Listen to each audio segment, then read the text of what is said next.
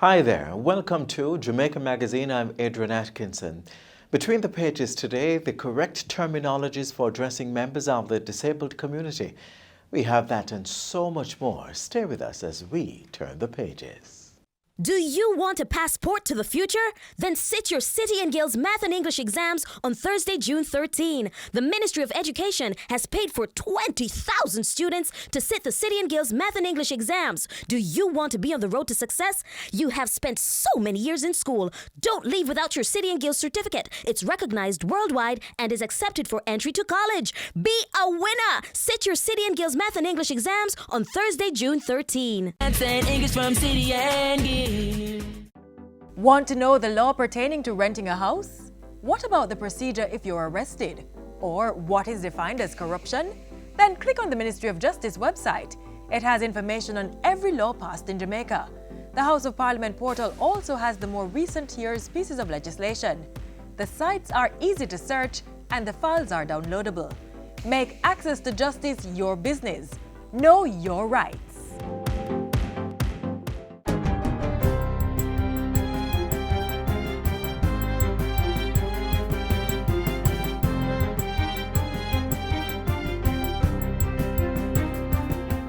Good day, I'm Stephen McHugh, and this is your JIS News for Tuesday, June 11. Jamaicans now have access to cardiovascular care that's among the best in the world. This comes with the recent opening of Jamaica's first Interventional Suite at the University Hospital of the West Indies, UHWI. The unit has state-of-the-art equipment that enables specialist clinicians to perform minimally invasive tests and procedures to diagnose and treat some of the most complex cardiac cases. Health and Wellness Minister Dr. Christopher Tufton says this is a major achievement for the health sector. It's a special occasion. It's an amazing achievement. We should be, in a very consistent way, strive to always be on the cutting edge. The UHWI Cardiac Interventional Suite is expected to process approximately 50 cases per week. I say to our clinicians, our doctors, our nurses, the guys who provide support, let us use this bit of equipment to enable us to save as many lives as possible and also to continue to work with the University of the West Indies, the Faculty of Medical Science, to offer cutting-edge technology to the people that we train. The unit was constructed at a cost of $2 million. Financing was provided by the Ministry of Health and Wellness, the National Health Fund, and the Chase Fund, among others. The Education Ministry will begin the first phase of its primary specialist program in 230 schools this year. The program will replace the current generalized model, where one educator is responsible for teaching all the subjects in the curriculum to a class. With the new program, specialist teachers will be trained in designated subject areas and in turn deliver fewer subjects. The disclosure was made by Chair of the Primary Specialist Teacher Model Oversight Committee, Dr. Tamika Benjamin. Using the approach, all students will have an opportunity to engage in higher quality instruction, as there will be greater consistency in the quality of teaching, and it also means that there's more targeted accountability measures can take place at the school. So we know who is responsible for a particular subject area, and if there are gaps, we know where we need to target. Dr. Benjamin was speaking at a recent JIS think tank. She says an additional 230 schools will begin their transition in 2020 and the final 230 schools in 2021. Full rollout of the system is expected by 2022. The primary specialist program aims to improve curriculum delivery at that level of the education system. A proposed pop-up kitchen at Devon House is to be operational by December. The Tourism Enhancement Fund has completed the architectural design for the project, which will further strengthen the heritage site as the gastronomy center of Jamaica. Tourism Minister Edmund Bartlett says that among the plans for the Devon House pop-up kitchen is a television special with international network CNN. The pop-up kitchen will also feature a full-time chef who will instruct locals and foreigners on how best to use local spices, herbs, and produce. Around the kitchen will be a very well-appointed farmers market with all the fresh fruits and vegetables and meats and condiments and all the ingredients that are necessary. But the focus is going to be on local ingredients, so that it is an indulgence in the indigenous fare. It is not about eating from elsewhere. It's about eating local food and organic food too, healthy food. Mr. Bartlett was speaking with JIS News last Thursday at the official opening of the R Hotel in New Kingston. It is hoped that the Devon House pop-up kitchen will help to position Kingston as a city tourism destination, pulling a particular demographic to the capital. Sport Minister Olivia Grange has lauded the Reggae Girlz for a well-contested match against Brazil on Sunday.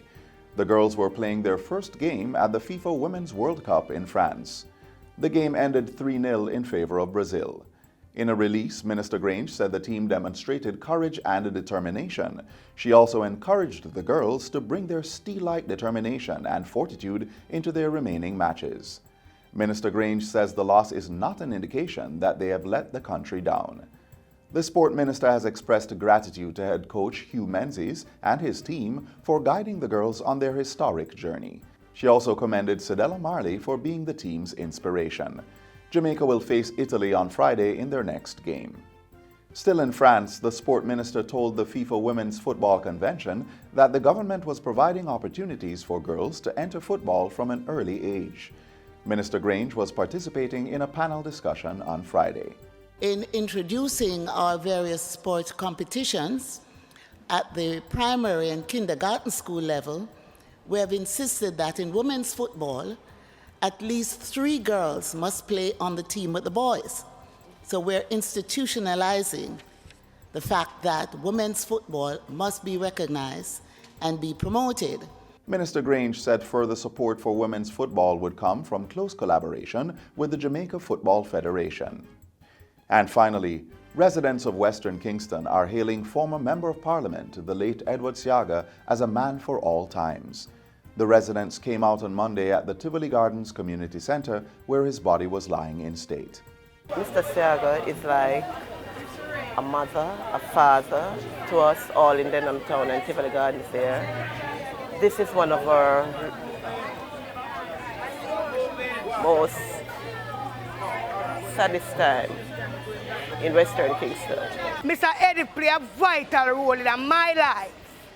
Yes, and him tell me one thing, always learn to rise. Seaga make me can't hear me for sit down in one place, get work, put me in a, and I can't work and get pension and live off of it. And I can't sit and eat my food daily. So I must remember that man. Long before the start of viewing, students from primary and secondary schools in the area waited in line to make the walk alongside the casket. The school brought the children here today because, as Member of Parliament, Mr. Seaga played an integral part in supporting the activities of the school. There would have not been a graduation or a prize giving where he didn't contribute and be present if it was possible. Meanwhile, Member of Parliament for Western Kingston, Desmond McKenzie, says the Tivoli Gardens Centre was a fitting place to host the memory of a man who transformed the community. This community centre is a living testimony to what he did. 50 years ago, what stood here was the largest slum in the English-speaking Caribbean, where there was no infrastructure, no housing, no water, no roads, no lights. And what you have had is a modern community. Mr. Seaga was Member of Parliament for Western Kingston for more than 40 years. And that's it for JIS News Today. I'm Stephen McHugh. Thanks for watching.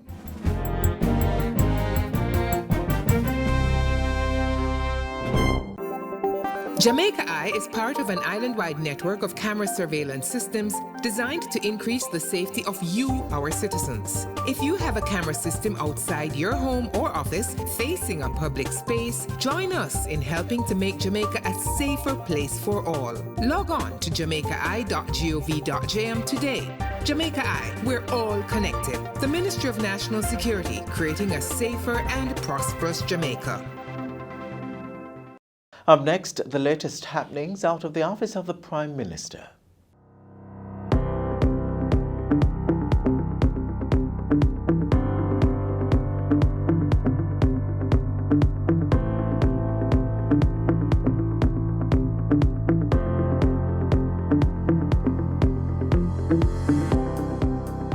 Legislation coming to protect the cockpit country. Government focused on efficiency to bolster growth.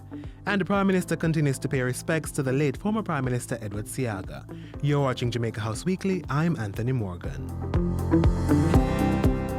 The government's commitment and declaration still stands. There will be no mining in the area designated as the cockpit country protected area. Prime Minister Andrew Holness reiterating his administration's commitment to preserving the flora and fauna of the cockpit country. Mr. Holness was on a ground truthing exercise and a tour of the Tar Trelawney section of the Cockpit Country Forest Reserve last Wednesday. He said government was completing legislation to strengthen its 2017 protection efforts in the 5-parish, 76,459 hectare forest reserve. This, the Prime Minister said, was being done while work continued on the ground to verify the designated protection area. The ground truthing exercise should be completed next year. Once that is done, we will be coming to Parliament with the necessary legislation to declare and protect the area as appropriate, both from commercial disturbances, industrial disturbances, and from agricultural and other kinds of use which would not be in keeping with the nature of what we are trying to protect here. Ground truthing and the implementation of the National Forest Management and Conservation Plan are financed with €16.5 million from the European Union's Development Fund. The Prime Minister went next door to St. Anne Thursday, where he addressed the Ministry of Economic Growth and Job Creation's Strategic Leadership Retreat. He charged the ministry with increasing efficiency and growth on the island and urged heads of agencies to absorb more HOPE trainees into their operations. The Forestry Department was given a specific directive to create an environmental corps to employ 1,000 HOPE participants. The Forestry Department actually can create a corps of youngsters to deal with the environmental challenges that we face, particularly in tree planting exercises right across Jamaica. There are many deforested areas for which, and I know that there are programs there, that we should really be setting up brigades of youngsters for tree planting and for capturing data as well, which is becoming very important on our climate. Back in Kingston Thursday evening, Mr. Holness welcomed the latest New Kingston development, the R Hotel. The $6.5 million rent-through road property boasts 48 rooms, a gym, art gallery, and the Red Bones restaurant. The Prime Minister used the occasion to relay that the Ministry of Economic Growth and Job Creation would be developing stronger mechanisms to integrate compliance and efficiency into government operations. He said the ministry had also been directed to maximize its use of technology in adhering to government regulations while speeding up the approval process. Oftentimes, the two things are seen as conflicting. That if you are to be efficient, then it is highly likely that you can't comply with the rules. And if you are to be compliant, then it is highly likely that you can't be efficient. My word to the Ministry of Economic Growth and Job Creation, and indeed to the entire government, the entire civil service and the public sector, is that we have to do both and do them well. We have to comply and we have to be efficient. As the nation continued to mourn the loss of former Prime Minister Edward Seaga, Mr. Holness attended a 9-night in Tivoli Gardens on Wednesday. You will remember him as someone who cared passionately, cared to the point where sometimes he would give of himself till he had nothing. He was someone who genuinely cared for the people. Earlier in the day, he paid his respects at the Jamaica Labour Party headquarters, where Mr. Seaga's body was lying in state. Prime Minister Andrew Holness took some time Thursday to visit children at Fundaciones. He also congratulated the Reggae Girlz for a well-played match against Brazil in the 2019 FIFA Women's World Cup. And that's it for Jamaica House Weekly. Be sure to join us again next time for more news stories coming out of the office of the Prime Minister.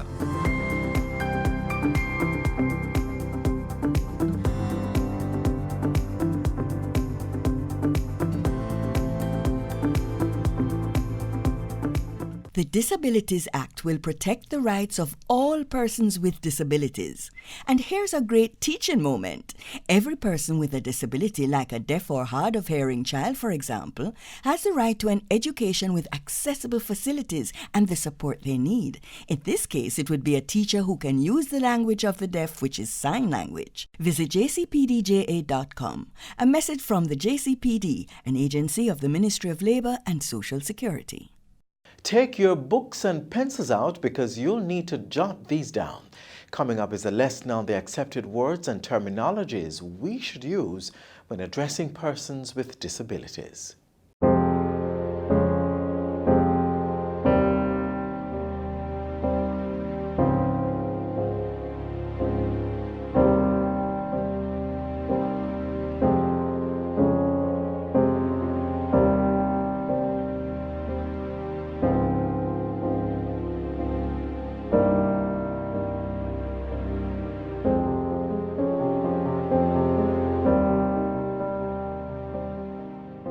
Words can hurt, especially for those among us with a disability, each with their own condition, which may make them stand out, but should in no way have them left out. Hurtful language, intentional or not, can make people feel excluded and be a barrier to inclusion, equality, and equity.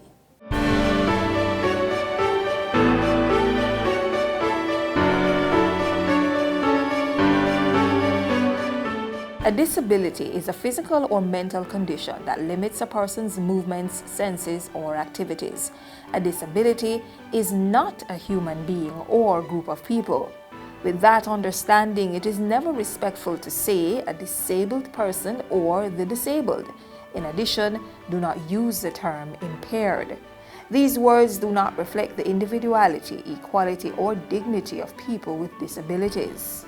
Persons who use wheelchairs, just that, you use a wheelchair. The wheelchair happens to be your legs, you know, and that is fine. The shoes help me to move around, and my slippers and so on, and the wheelchair helps somebody else to move around. The word itself, disability, is acceptable as it identifies the condition of a group of people. But when referring to a person one-on-one, it is best to use his or her name. If you don't know the individual's name, the person first terminology is what should be used, because the person is more important than his or her disability. So it's not the epileptic, it is a person with epilepsy, or the person with autism, the child with autism, and so on and so forth. When you interact with persons with disabilities, being respectful in your language is not the politically correct thing to do, it's simply the correct thing to do. People with disabilities or the person with a disability. Persons who use a wheelchair. Wheelchair user. Intellectual disability or intellectually disabled. Person with a mental health disability. Someone living with a specific disability or illness.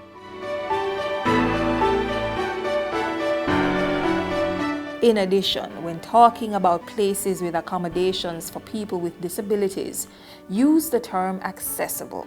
Do not use disabled or handicapped. For example, it is proper to say accessible parking space or an accessible pathway. And consider this. If you refer to someone without a disability as normal, what does that make the person with a disability? Over time, the use of language and words describing persons with disabilities have changed. As we all seek acceptance and respect, we should do our best to keep updated on the terminologies that do not dehumanize each other. If in doubt, ask. That man or woman with a disability will be happy to tell you what he or she is comfortable with being called. This fosters respect, tolerance, and prevents unnecessary embarrassment. When speaking with or of a particular group of persons with a disability, choose your words wisely.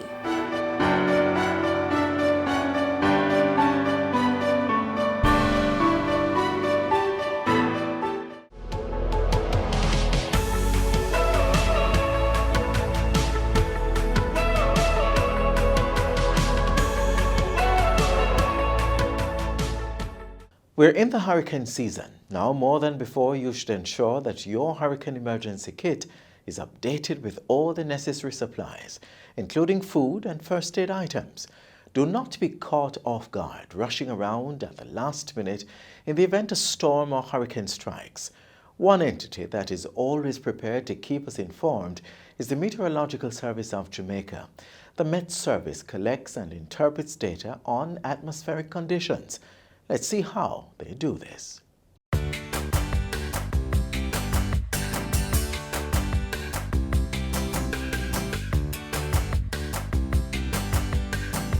Well, the whole business of weather prediction and weather forecasting is really a complex business. So what the Meteorological Service does, along with many other meteorological services right across the globe, is that we do regular observations of the weather.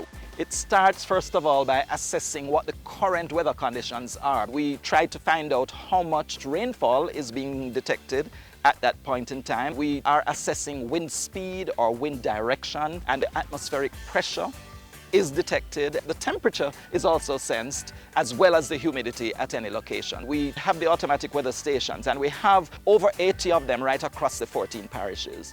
Apart from these instruments, we have visual observations that are done by meteorological technicians, and they do observations of the cloud cover, the wind conditions. They view the visibility, how far they can see in the distance. There are many parameters that are measured just by using the senses. We have our Doppler radar. It shows us where across the country rainfall is actually occurring at any point in time. We also sense what is happening in the atmosphere above the ground.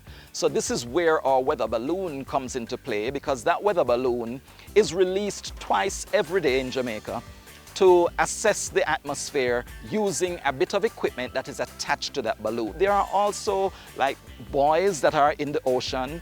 They are sensing weather conditions. We have some ships that are equipped with stations that bring in information. There are pilots that send in information via aircraft. Then what we do with that information afterwards is that all of it goes into numerical weather prediction models. It gets crunched by a supercomputer. It sends back now some model data that tells us what is expected to occur. But of course, we don't rely entirely on the technology, because the experience of our forecasters is also important. We then have to sit down and assess what is really happening to the atmosphere. Using the local knowledge, using our understanding of the topography of the island, where the hills are located, where we're likely to get the land breezes and the sea breezes. All these things we have to take into consideration when we come up with a forecast for any specific point in Jamaica. It is a complex process, but that is how we in the Met Service actually forecast our weather conditions.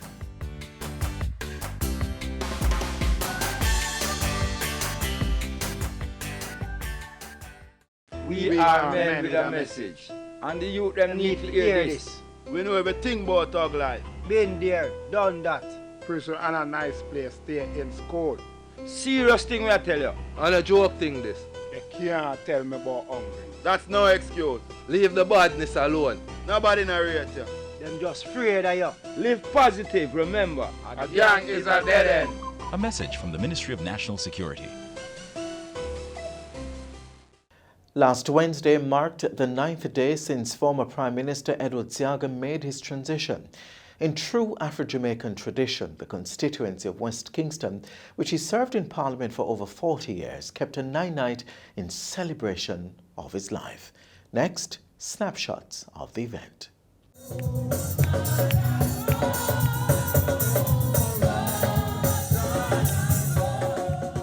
As you all know, our tradition is to observe the 9th night. And so the 9th night will be held in the Tivoli Garden Square on Wednesday, June 5.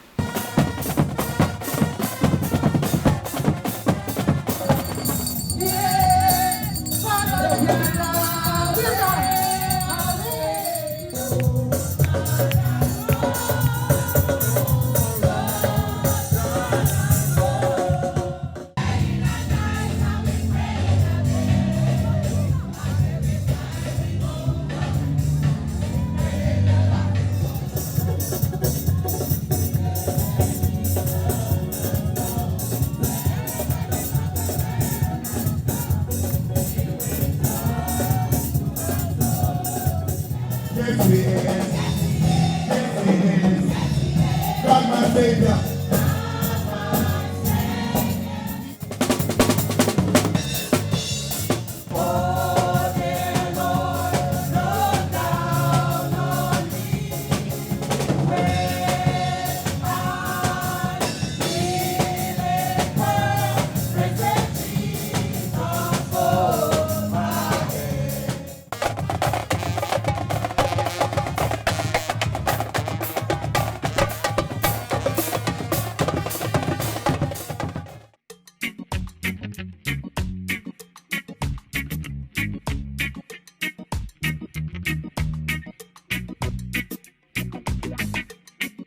Keep we island clean, so clean. From the peaks to the beach, so clean. No dirty up Jamaica, please don't do it. Keep we island clean, so clean. From the peaks to the beach, so clean. No dirty up Jamaica, please don't do it.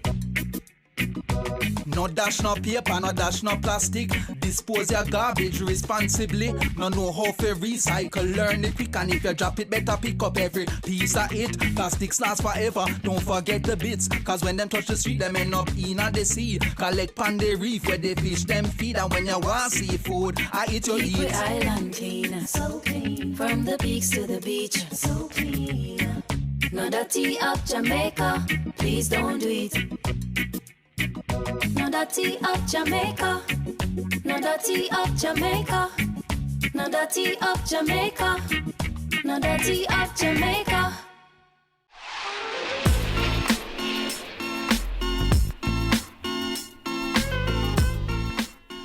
The magazine closes for today, but please visit our social media pages. We are just a click away. You may also download our app to be notified of our latest stories and features. Don't forget to give us a like or leave a comment on our pages. Until next time, I'm Adrian Atkinson. Thanks for watching.